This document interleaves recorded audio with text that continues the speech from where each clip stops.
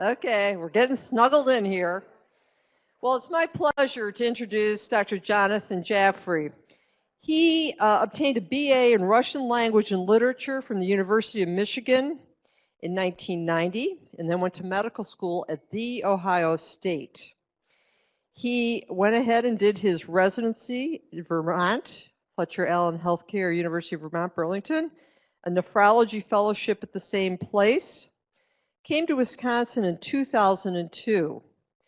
He obtained his MS in population health here as an attending between 2004 and 2008, and his master's in medical management at USC Marshall School of Business, Los Angeles.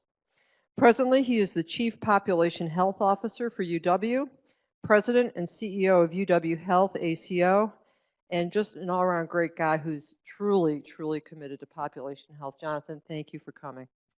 Thanks, Laurel. Thanks for having me. Dr. Page never played quotes. So, I want to talk about population health at UW Health today. I don't know if people have had an opportunity to hear. First of all, is the mic okay? Yep. People have had an opportunity to hear Dr. Kaplan speak about strategic planning at UW Health. So now that we're integrated, we're embarking on a strategic planning process in the middle of it. And if you've heard him talk, he's pretty consistently mentioned 4 or 5 areas of focus, of priorities. And those things are growth, innovation, destination medicine, access, and population health. They're in ascending order of importance. So this is an important area for us, and it's becoming a more important strategic area. And so I want to share with you what this means for us here, with a special focus to some things that I think might be of particular interest to this department. So, has anyone who's seen this picture before? Maybe a third of the brain. So this is the county health rankings population health model. This came out of UW. Came up 10 or 15 years ago already. But this is actually widespread throughout the country. It's been here for a long time. Over the last 5 to 6, 7 years, you really can't go anywhere around the country and don't see people who are using this model. Actually, having a conversation with Dr. Kaplan, who was, before he was here, he was in Iowa, and he was involved in one of these Healthy Iowa 2020 kind of initiatives, state initiatives. And they used this. He was using this model. He didn't know it was from here until after he got here, but it's all over the place. And so the idea here is that these are health outcomes, right? This is the stuff we care about at the end of the day. We care about living longer and living better, quality of life and longevity.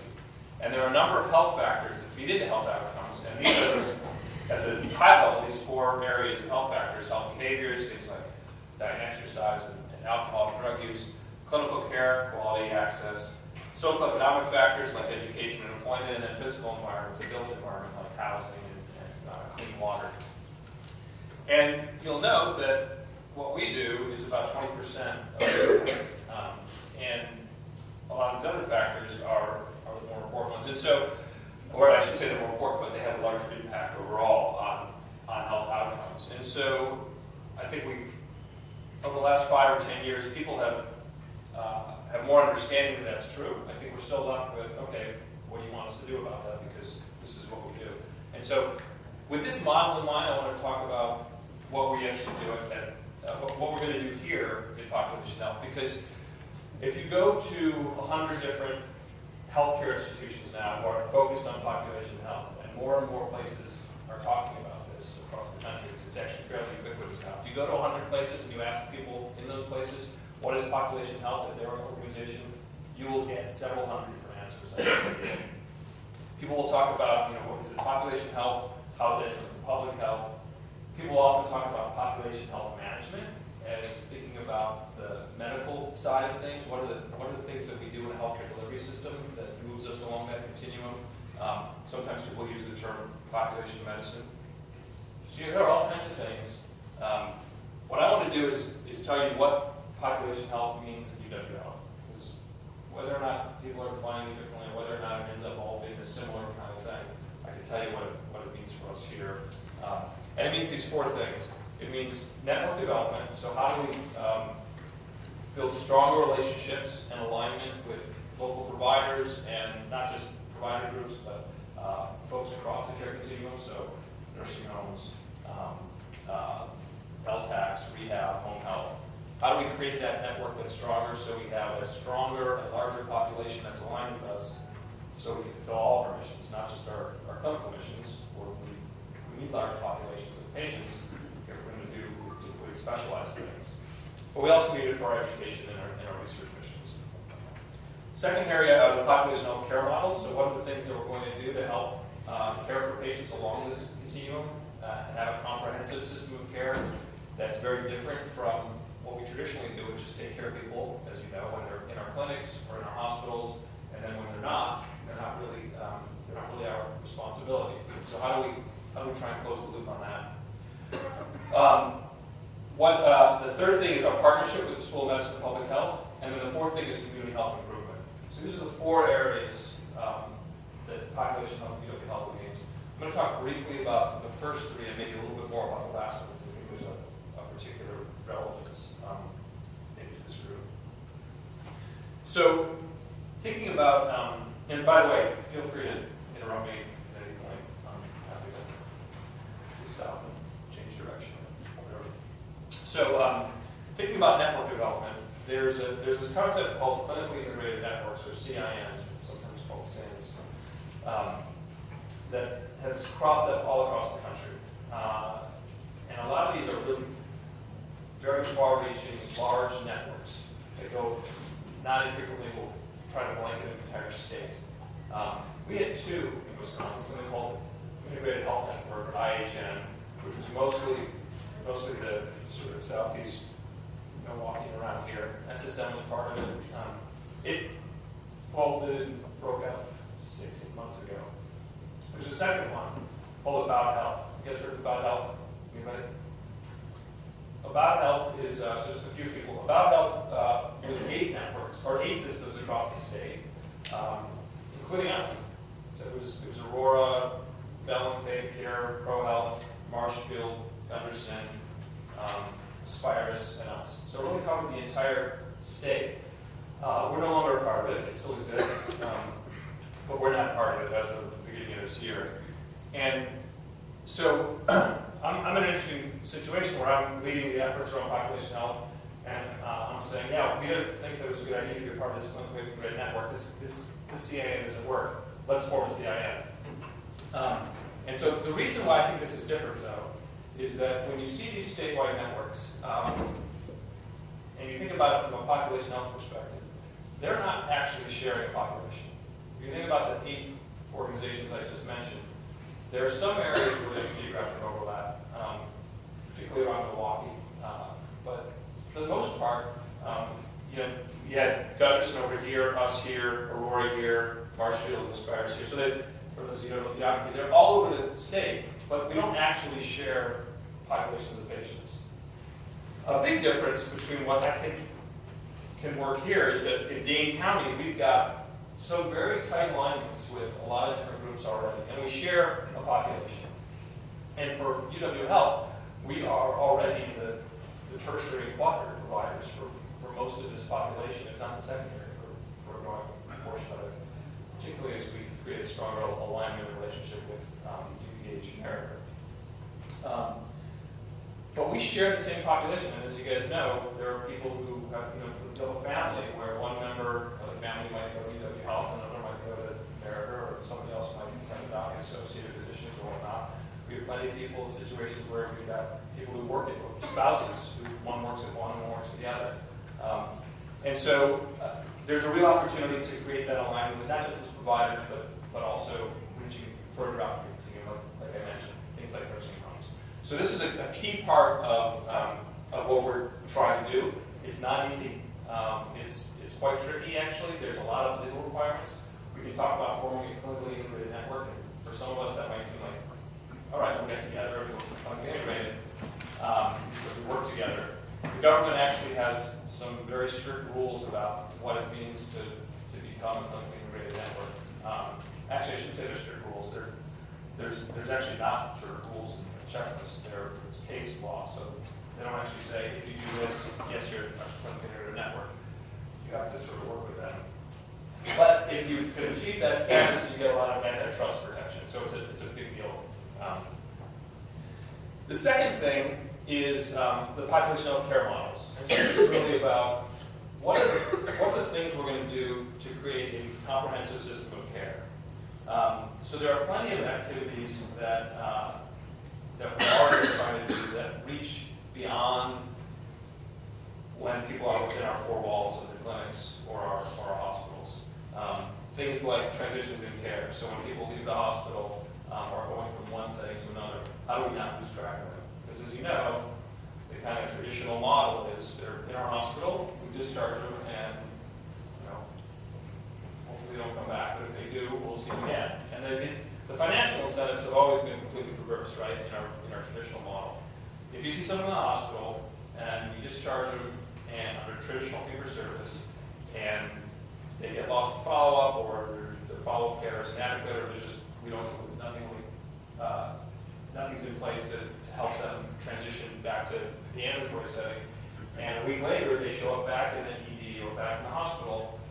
What happens traditionally in a fee-for-service? We admit them and we get paid again. There's actually a financial reward for that kind of thing. That's completely shifted over the last number of years, or it's starting to shift, I should say. The biggest thing, and the thing that drove programs like transitions in care at this and at all the hospitals actually across the country, is Medicare penalizing hospitals for readmissions. So it got to a point where if you had a high readmission rate, you got financial penalties. And so, lo and behold, hospitals said, well, we've got to do something to try and decrease our readmissions. We have a lot of different kinds of programs. Some are existing right now at UW Health, some are just ideas, some are in various stages of evolution. But the idea is through the strategic planning process that's unfolding, and actually there's a work group that I'm leading in this that meets for the first time late this afternoon, to start working through the elements here. The idea is that through the strategic planning process, we're going to define what are all the different programmatic elements that will make up the care model that UW Health has in order to have that more comprehensive system of care. And this slide is meant to depict that there'll be care models developed, or there'll be care model elements defined. I'm envisioning that we'll have a care model that we want to deploy over the next 3 to 5 years, and then we'll go to strategic planning. Through strategic planning, we'll choose priorities for the first 12 to 18 months. And that there are going to be a lot of different programs that exist in different places. Some will be ambulatory, some will be inpatient, some will be run by primary care, others in some specialty areas where there are high-risk populations, and so on and so forth. But that there'll be some consistency across all these programs to tie them together, policies and standards. These are the population health capabilities as I depict them here. What are the outcome metrics? What's the appropriate way to bring data analytics and predictive modeling to understand the risk of our patients for various outcomes? So that's the idea behind the population health care model. And so I'm laying out these 4 things, and they're not sort of equal in terms of the amount of time, energy, and resources that are devoted to them. This is really, of the 4, the biggest one in many ways, because at the end of the day, even if it's only, even though it's only, this is what we're talking about clinical care for the most part, even though this is the 20%, this is what we do. So we want to play in all the spaces, but if we don't do this right, then we can't play in any other space. And if we don't do this right, nobody else is going to do it.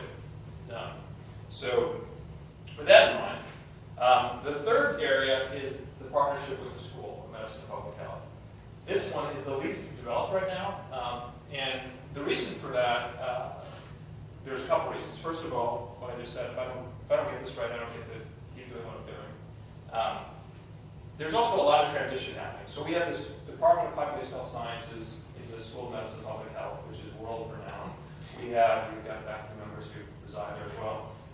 We've got the Population Health Institute, which is the place where that county health rankings model comes from, and so it's very well known and respected as well across the country. These are both in leadership transitions. The department, the longstanding chair of the Department of Public Health Sciences, Javier Nieto, stepped down to become dean of the School of Public Health in Oregon. He left in the fall, so there's a search underway.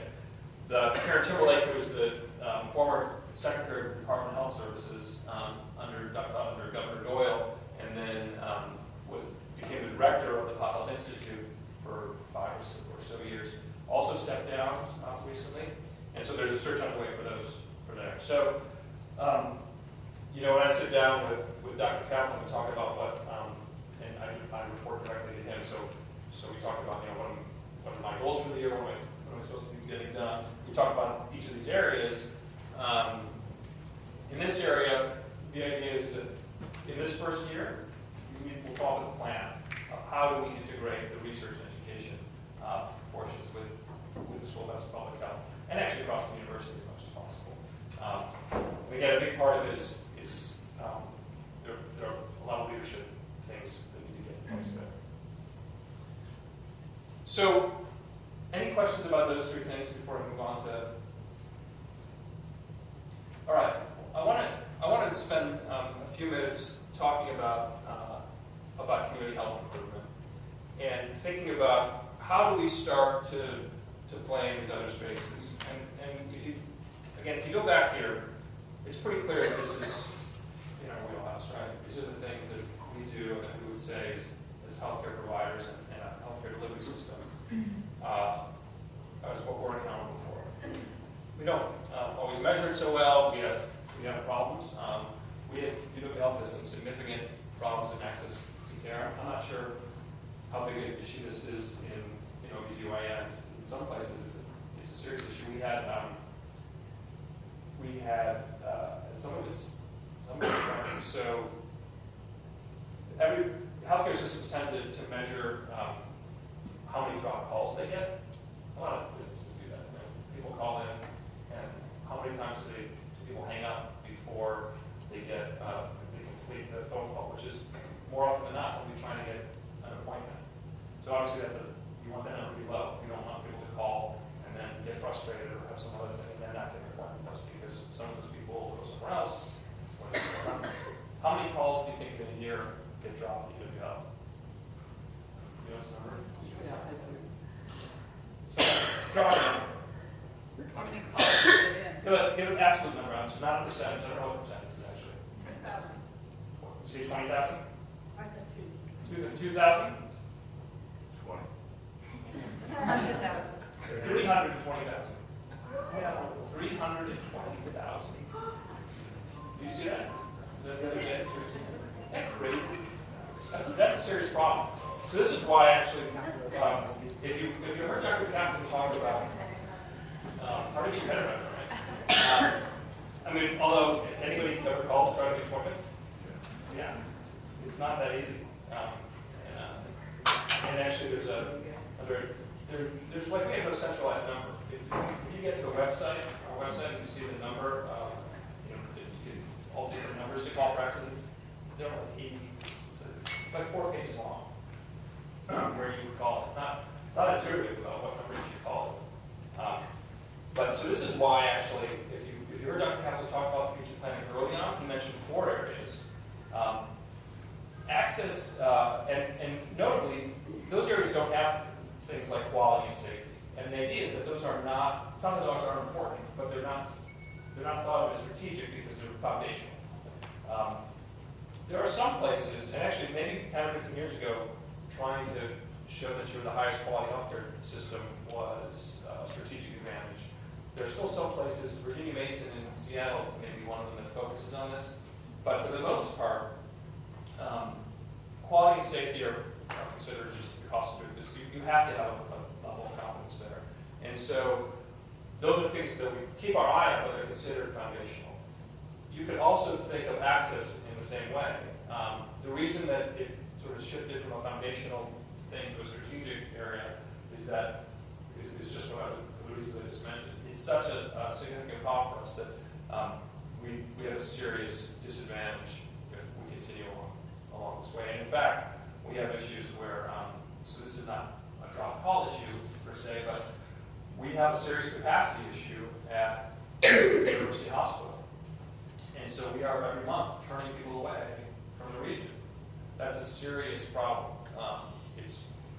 Obviously it's a serious problem for revenue, immediate revenue, but it's a reputational problem because, you know, how many times does a referring hospital, referring physician have to call to not be able to get their patient in before we start not calling us first?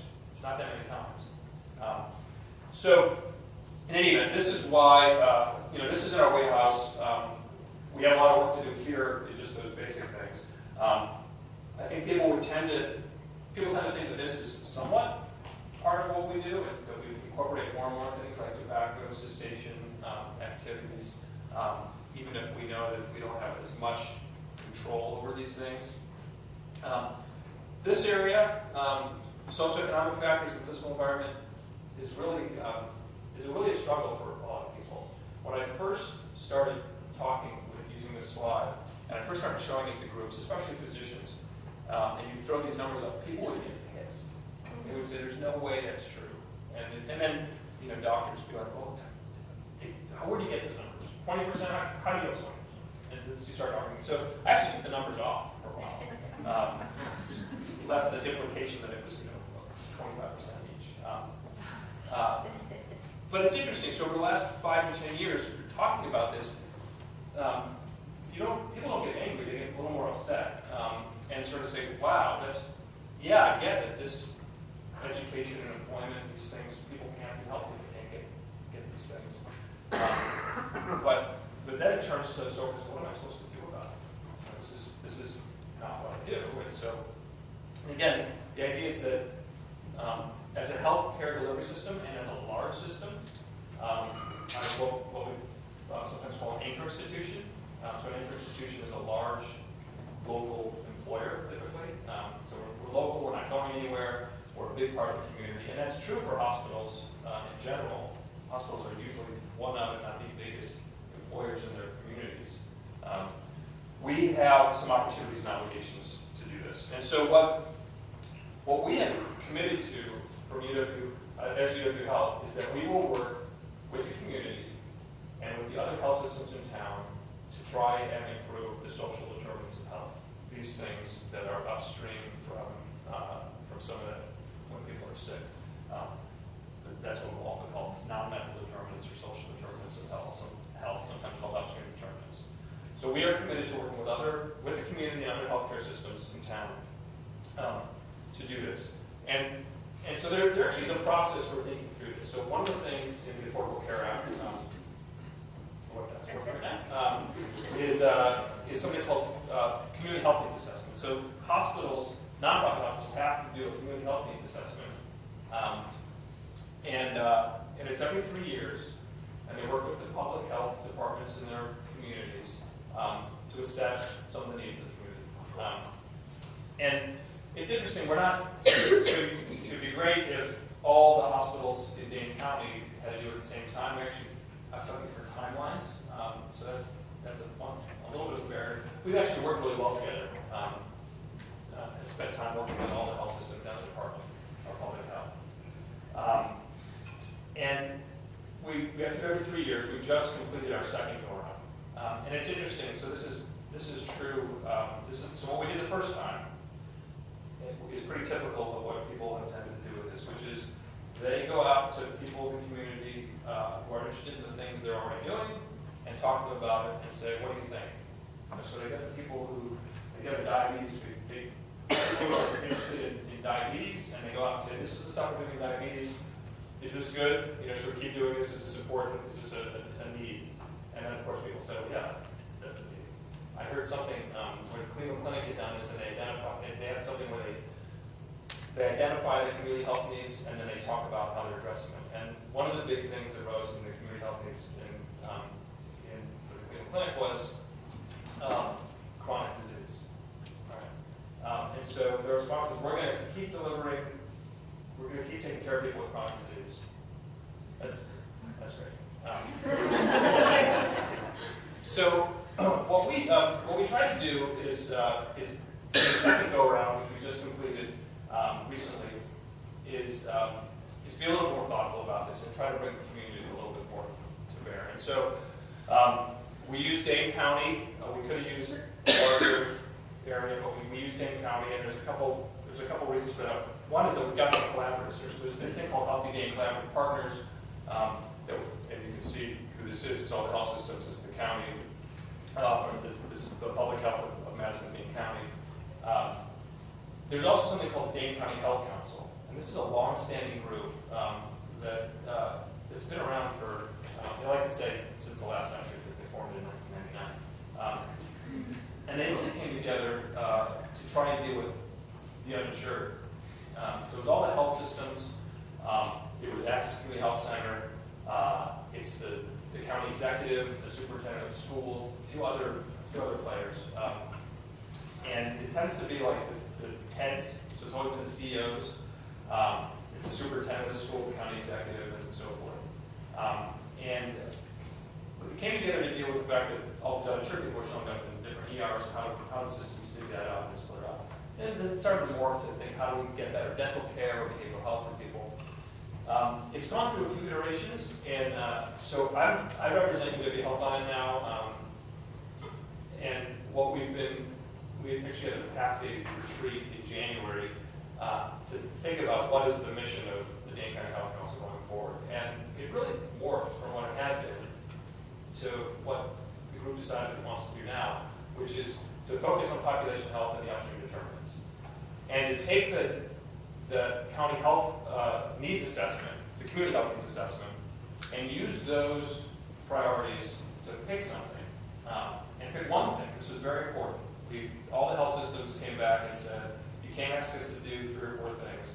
We will start with one thing and decide that we want to do the one thing together, so that SSM isn't picking one thing and we're going to pick one and UPH marriage another.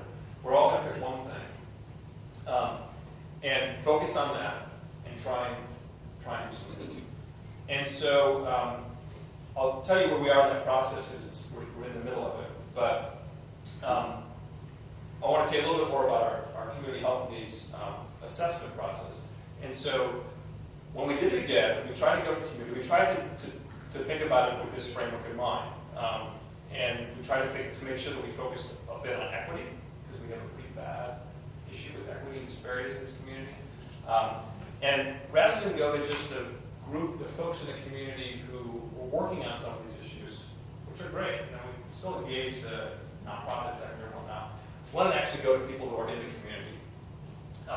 And then come up with something that we thought would be more usable and actionable. And so we have this, we used a model that Hopkins had done something through the AAMC to have this formatted, structured thing to go reach out to the community. And so we talked to them and got permission to do the same thing, funded it, modest, just a couple $1,000, we're able to put this thing together. You can see this thing on UConnect. It's about, I don't know, it's about 17 or 18 minutes. And can I show this? If I can come in there too, or how that works? Yeah, just quickly. Quick. Here. There's a mouse. I might get old man. Where's John? I mean, my kid. Where's my 14-year-old? Control K. All right, thanks. So, okay, I'm just going to play like just a minute or two, and then show you, give you a flavor of who we talked to, how the questions went, and then I'll just show you some of the other questions we asked as well.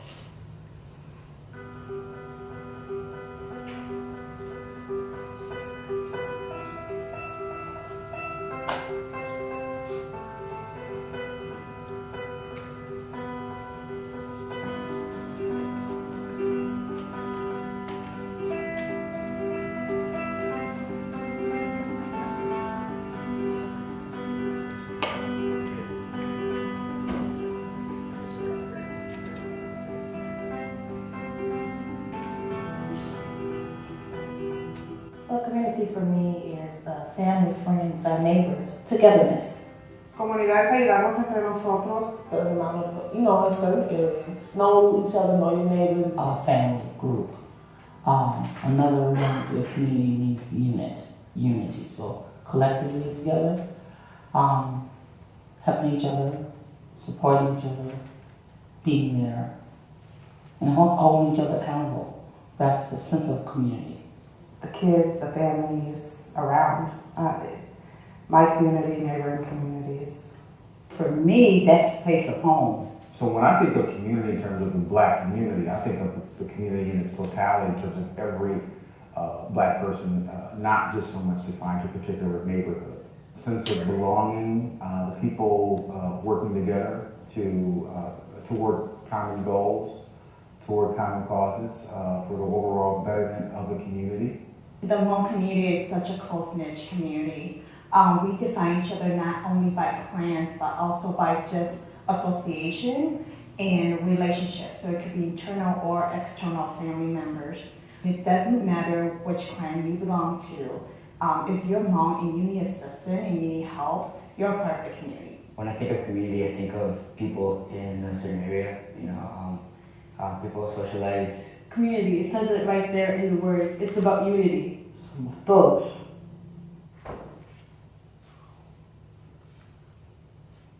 So, I think there are, to me there were a lot of interesting things that came out of that. You can obviously see that those were actual people in the community, weren't just members of community organizations and things like that.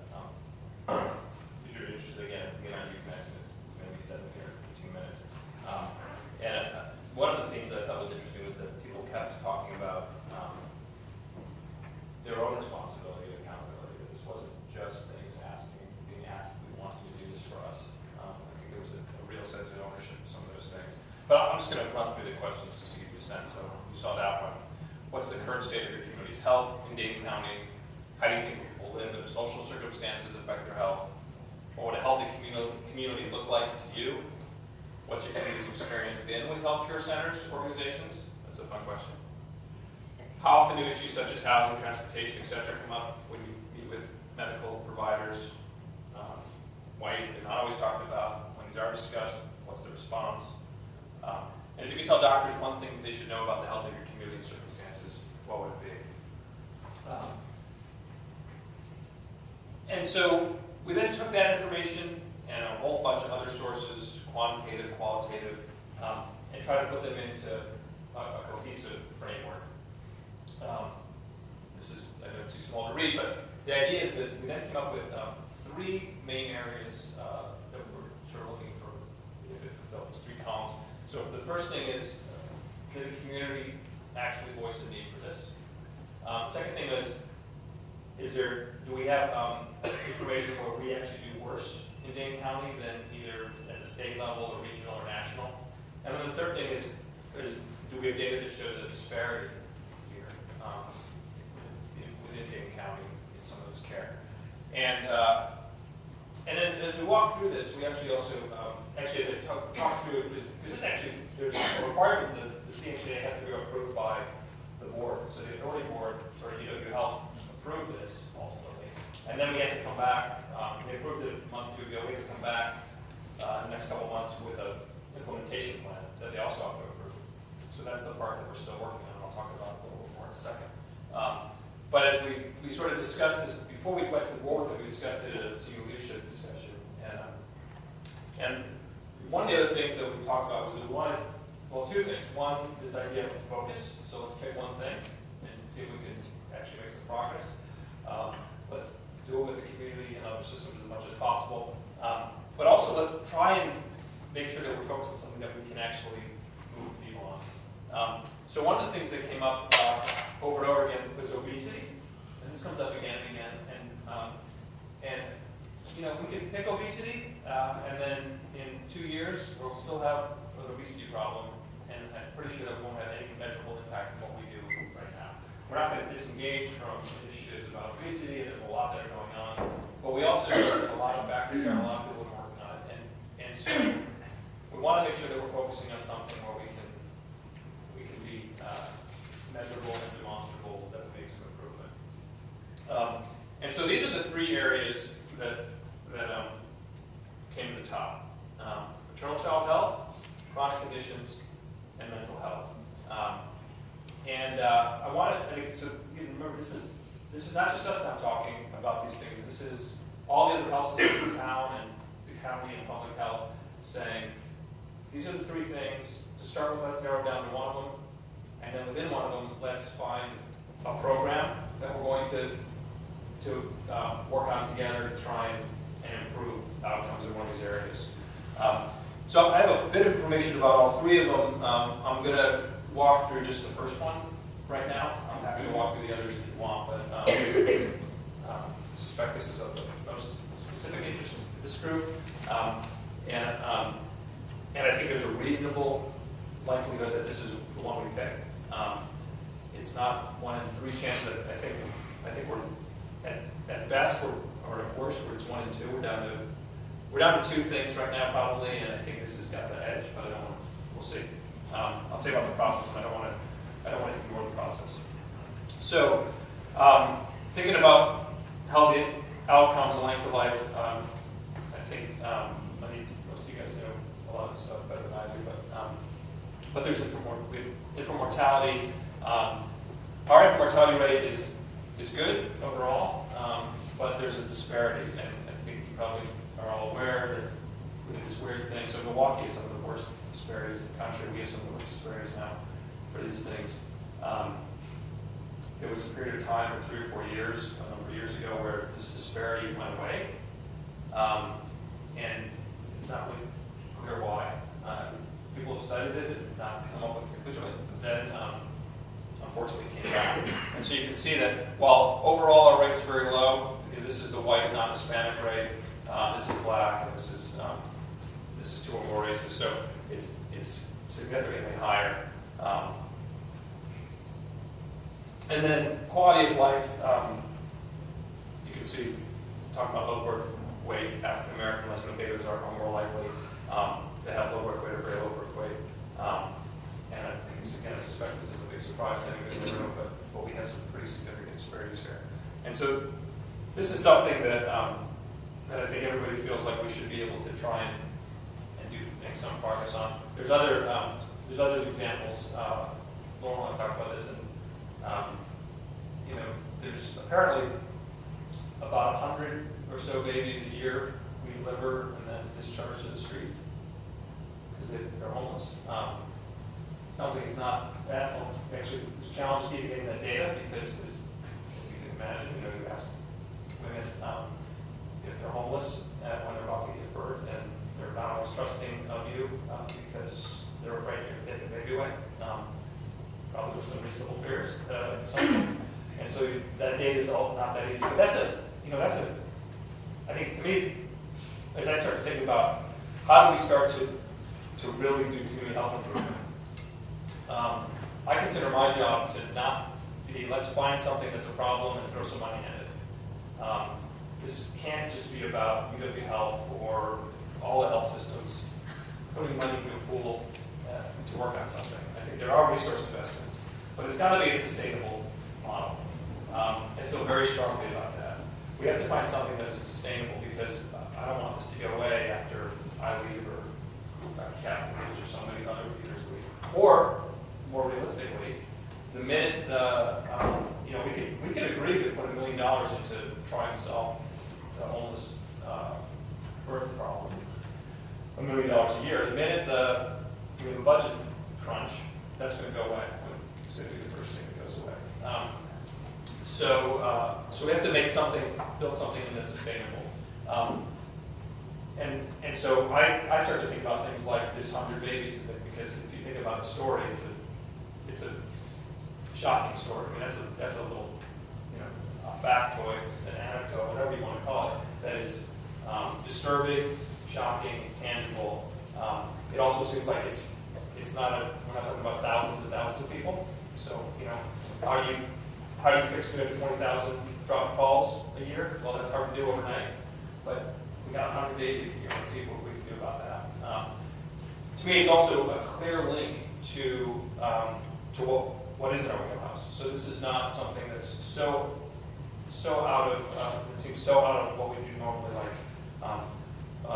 like some of the other things on the county health rankings model.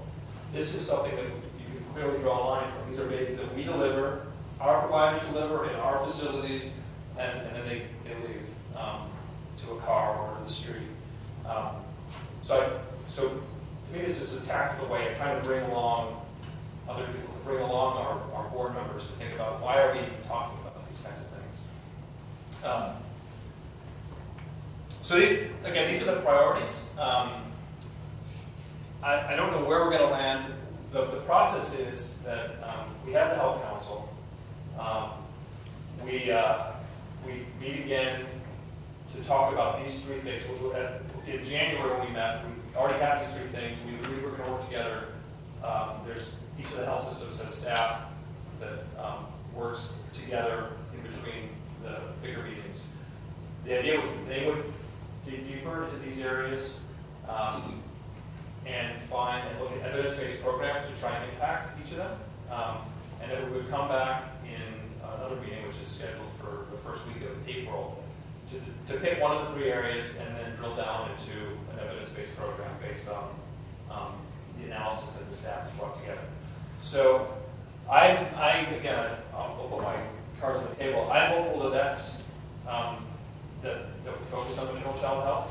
I'm one voice, relatively loud, but I'm not the only voice, and I do want to honor the process. And so we'll know that in a few weeks.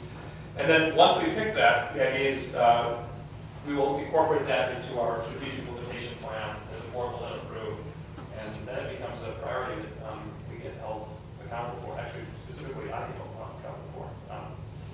So, yeah, just to leave you with population of UW Health. It's an increasingly important area of strategic focus for us. It really, I talked about some interesting things that are, I think, great for the community, exciting for me to think about. The partnership is exciting to figure out at some point how do we build those relationships better, so we can accomplish more of things in our education and research missions at UW Health and at UW. These things really are exciting to me as well. And going forward, this is how I think we're going to be able to create that system of care to manage all the patients in our community, and think about some of the different payment models that are going forward. So I am going to stop there. I'm happy to take questions.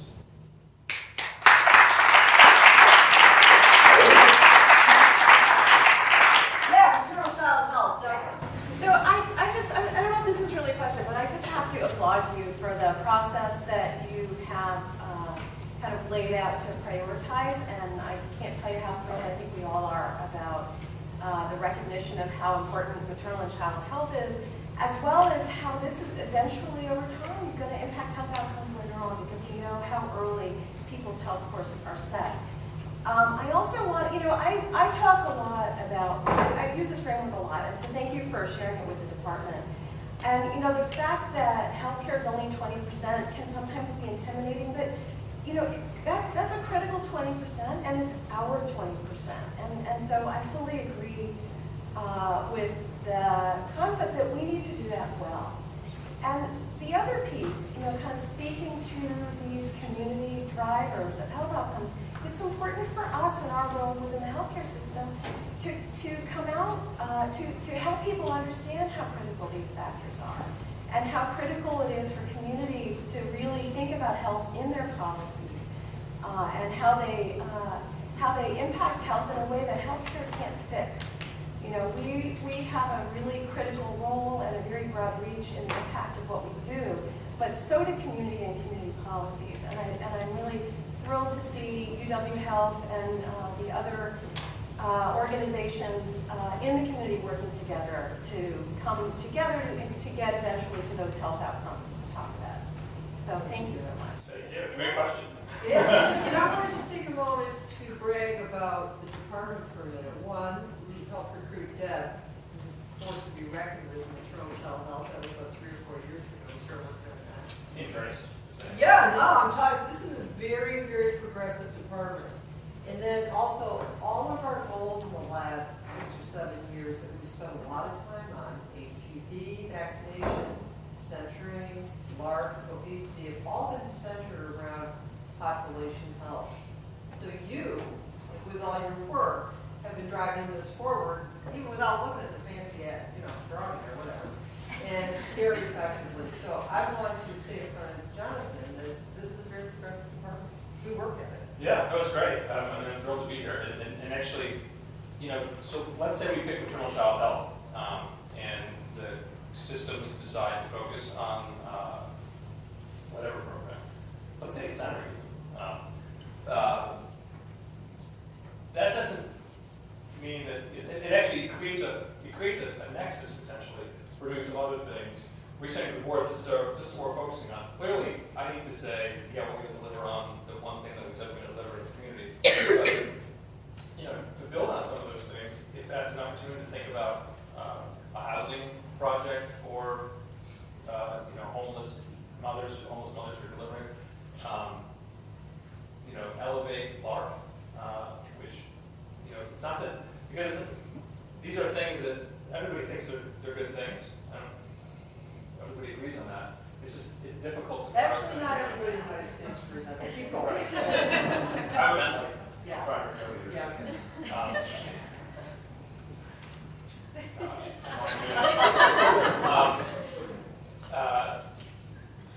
And it helps potentially elevate as a priority.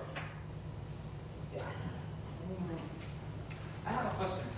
Can you go back to the slides of the three categories of measures, please? Yeah. So, kind of like to get ourselves away from being biased toward maternal child health. If we look at our community in Dane County and we look at all those three categories, do we have any studies to tell us which one actually weighs more than the others in terms of outcome to the community?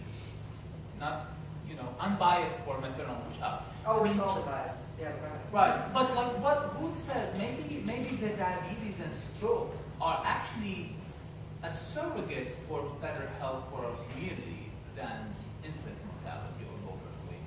This question, so how you as an organization is going to decide on between those three factors? Is it based on data or based on availability of resources from those organizations? It's an attempt at both, at triangulating a number of different inputs. So, like I said, we had the areas where does the community voice a need? Where do we have places where we're underperforming relative to the state or the country? So we think that there's an opportunity there. Where do we have a big disparity? Where do we think we can put resources in that are lacking? Some of it is politics in different ways, including, are there some community organizations that are already focused on this? That can go either way sometimes. So you can have community organizations that are focused in a particular area that are ready and willing to work together with each other and with us to do something. Other times, there's factions that you sort of don't want to go near. So I can't give you an exact answer. It's not a perfect analysis in terms of data all the time. There's different kinds of data inputs into it. Here. Thank you very much. It's a great presentation, and we absolutely need to center on what we do well, but also look at the broader 80% of impacts health. With the Health Council, the Dane County Health Council since '99 until essentially now focused on the uninsured population in Dane County, and I happen to spend a lot of time thinking about caring for uninsured women in our area. I'm interested to know, is the change in focus because there has been some hopeful data that there's less uninsured as a access barrier problem, and that's why the shift in focus? And I just want to say, as much as I, as an OB-GYN, think number one is a great place to focus, when we focus on babies and pregnant women, as soon as those pregnant women are 6 weeks postpartum, they are now at risk of becoming uninsured again.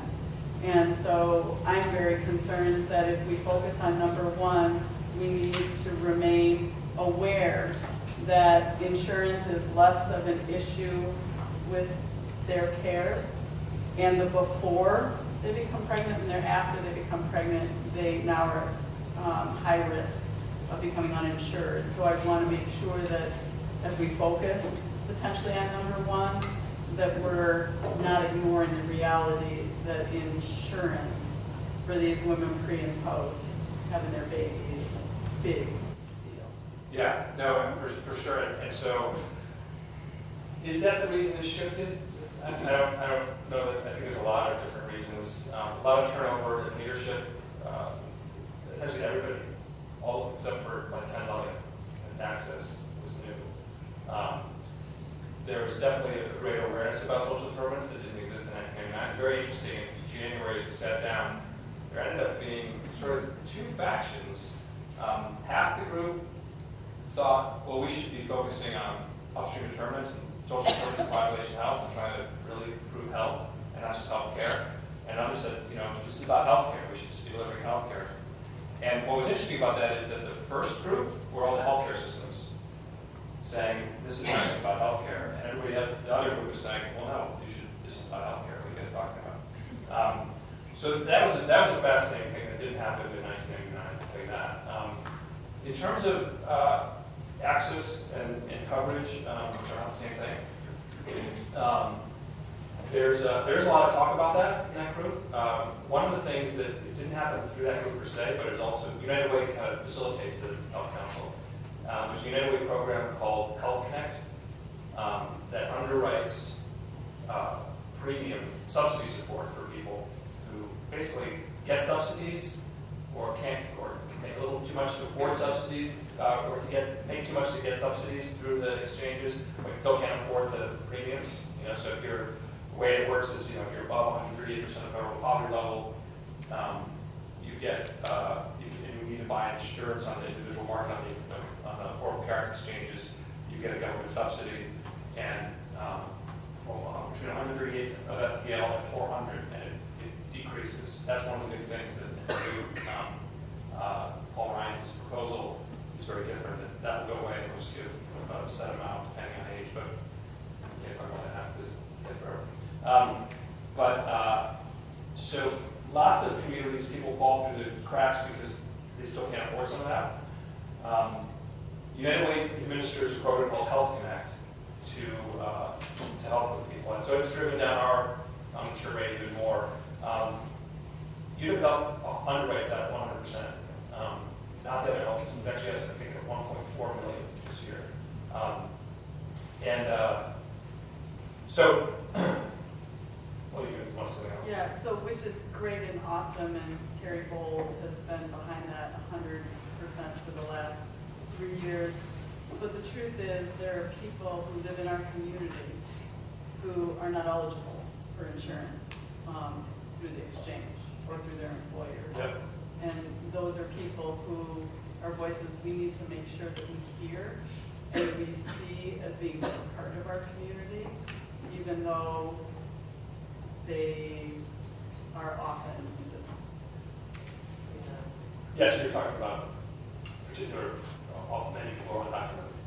Undocumented and or documented and haven't been here for 5 years.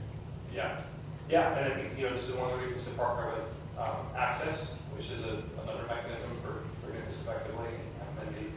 And Ken Loving's there, and obviously he's not bringing the same kind of resources that we or SSM bring, but extremely powerful voice and a great guy.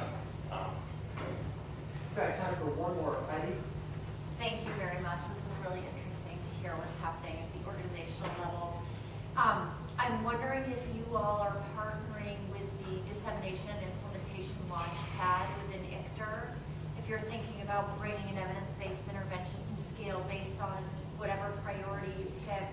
It seems like a ripe opportunity to engage the medical school and serve multiple missions, the research and the service. And so if somebody from that team isn't on your team, it might make sense to include those folks. Yeah, no, that's a great point. We we have talked in not super definitive concrete terms about evaluation and things like that. There's a balance. My sensitivity is to it are that this is not a UW health thing, or it's not a UW thing. And so just trying to balance, because there are people there with don't necessarily care about that, those missions in the same way. So I think it's a great point, though, and we do, because then there are other situations where things come up and people talk about,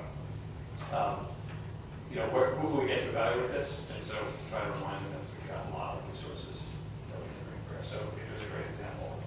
So we need to go to work. Let's give the guy a round of